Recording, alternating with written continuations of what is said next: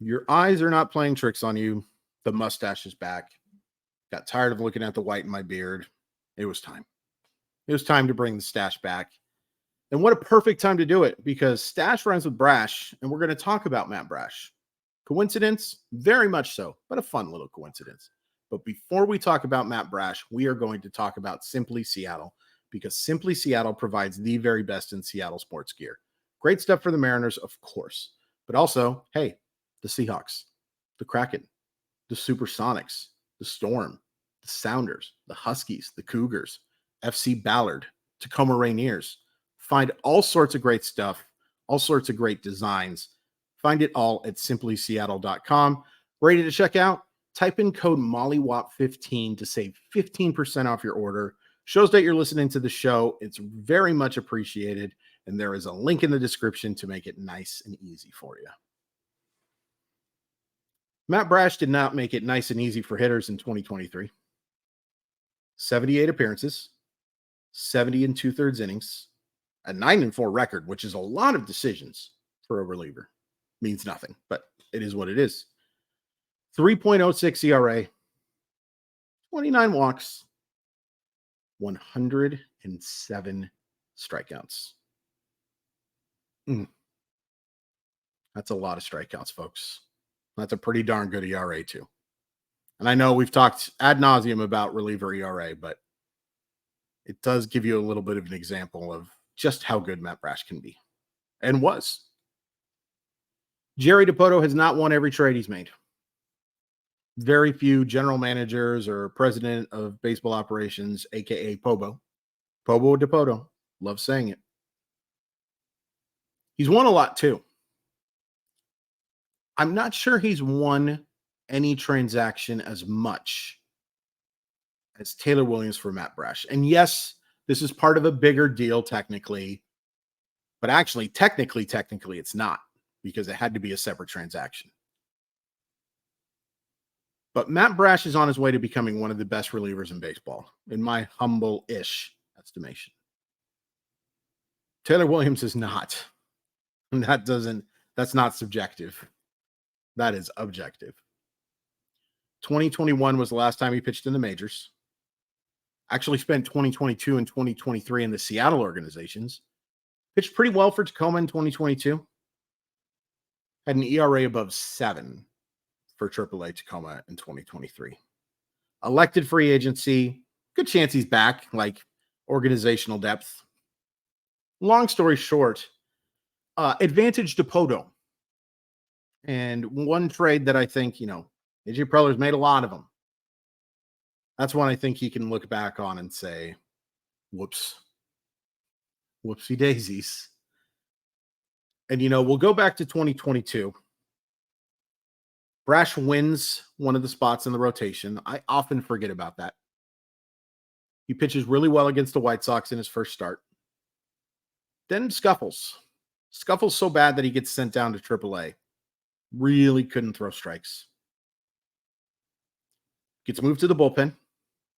Flourishes. Becomes a pretty key cog of the Mariner bullpen in 2022.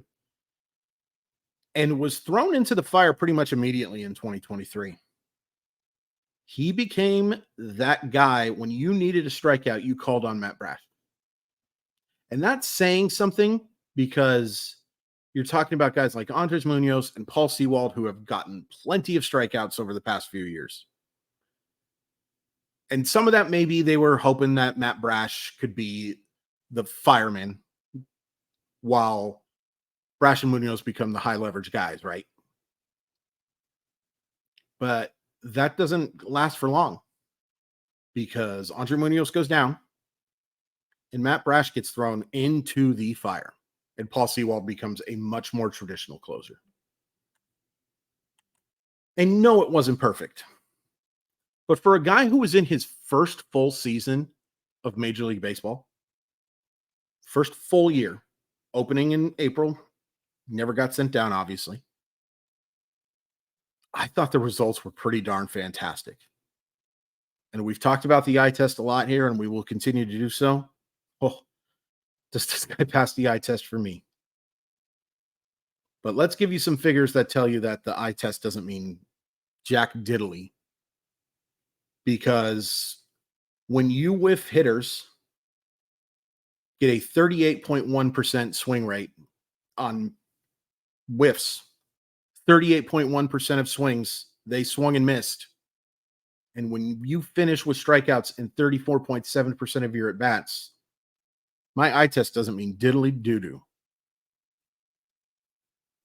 Weird phrase, but I'm sticking with it. That is beyond elite. In fact, that's in the 98th percentile of any pitcher last year. Expected ERA was in the 87th percentile. Expected batting average, same, 87th percentile.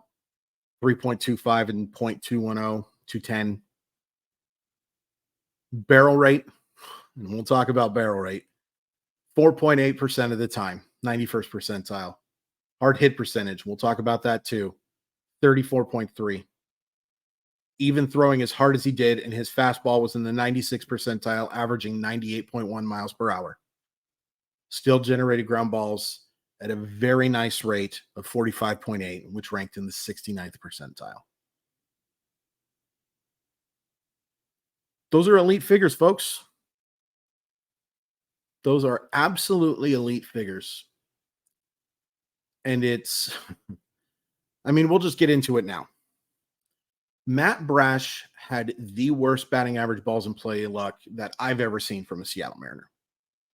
It's not even close. And the numbers back it up. I'm going to pull those numbers up. A good host would have had them already up, but you're stuck with me. So in the month of April, Matt Brash makes 16 appearances, and he finishes that month with an ERA of 4.85.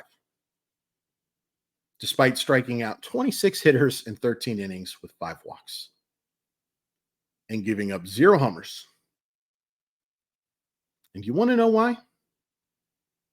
It's because Matt Brash had a batting average on balls in play. And just in case you don't know what that is, it is literally that.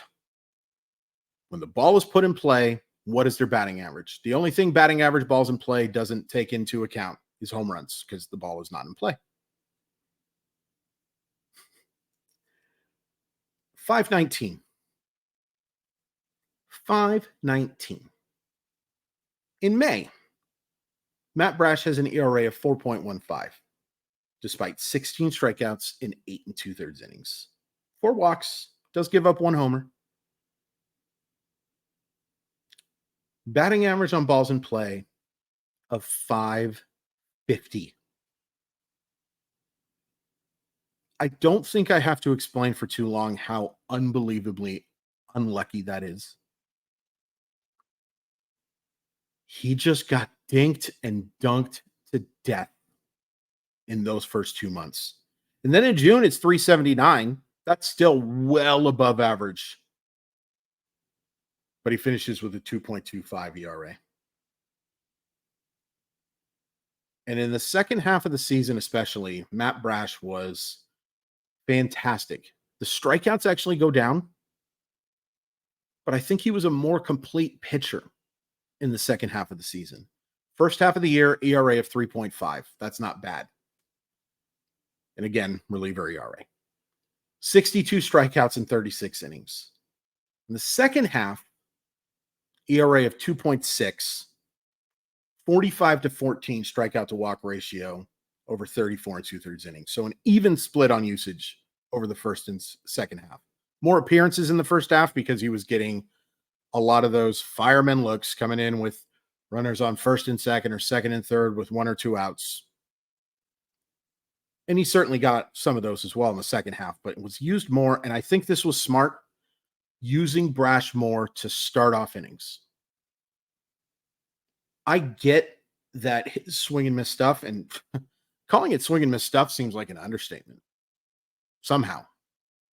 I get it that, hey, if you really need that strikeout, call him Matt Brash.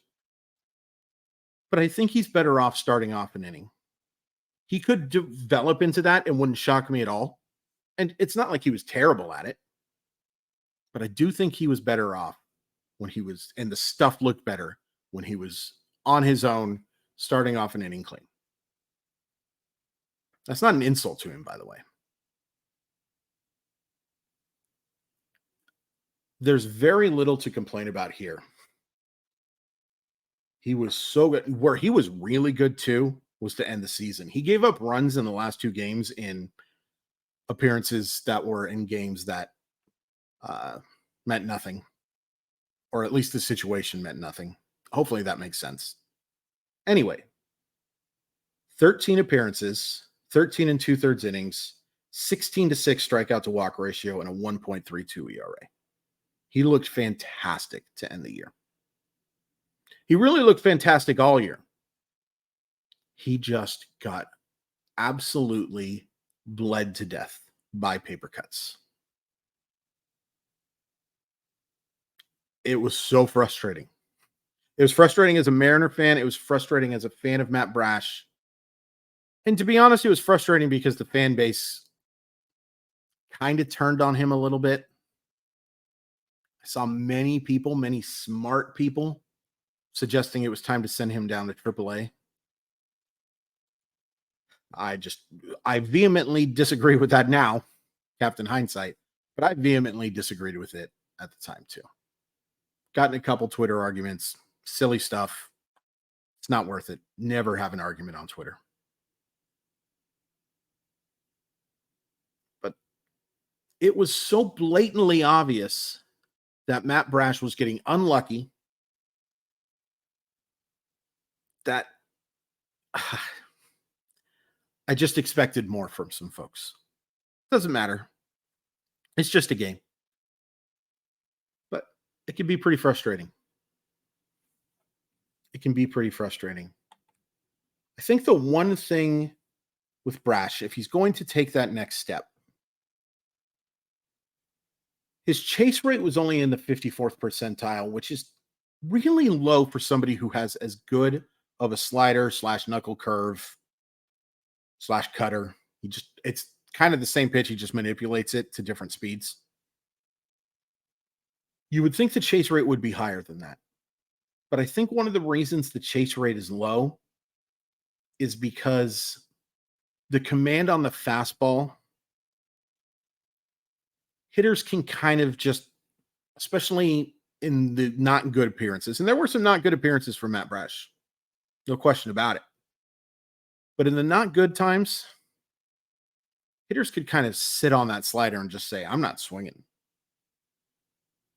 If the fastball command can take another step, and I thought it did take a step in 2023, the sky's the absolute limit. The sky is the absolute limit. It's worth pointing out that some of the just forgot the term, but the projections, I knew I'd get there sometime. So the projections are not high on Matt Brash next year. I vehemently disagree. I think what he did in that first full season suggests to me that Matt Brash is on his way to becoming a relief star. And I think the Mariners are counting on it too. And there are some things the Mariners are counting on for 2024 that I very much disagree with. This is not one of them. I really, really, really like Matt Brash. And just looking at those metrics again, man, it's just a matter of a little bit better fastball command. And you're talking about one of the best relievers in baseball. This version right here, pretty darn good too. But a little better fastball command, and we are talking about an absolutely elite reliever whose numbers are just so misleading because of the worst batting average, balls in play luck I've seen from a Seattle Mariner. It's not even close. So Matt Brash, you counting on him to be your 8th inning guy? Would you like to see him get some save chances? I kind of want to. I think that Andre Munoz is still your best reliever, assuming a fully healthy year. So I'd like to see him used more in those seventh, eighth inning situations, and maybe you rely on Brash to get the save. But fastball command has to be better in order for that to happen. Also, in order for me to live a comfortable lifestyle, I need you to hit like and subscribe. Please, please, please. It's really appreciated. The support has been overwhelming in 2023. I cannot wait for this year to end, but you guys have made this a much better year. And we'll talk a lot about it over the next couple of weeks. But yep, Matt Brash, very good pitcher. Just throw a few more strikes with that fastball, buddy.